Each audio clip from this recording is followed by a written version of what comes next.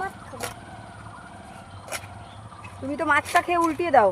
মাছটা খেয়ে উল্টি দাও।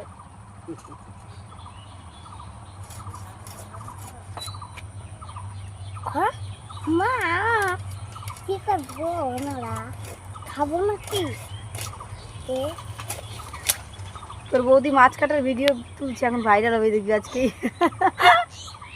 দেখেছো মাছটার তেল দেখেছো? আমগুর বাবা একটু টাটকা মাছটাই ভালো খায়। করে দেবো না 3 পিস করবো? 3টা করে দাও। 3টা করে ওই মাছের তেলও অনেকে তাহলে খায়। 4 piece করে দাও।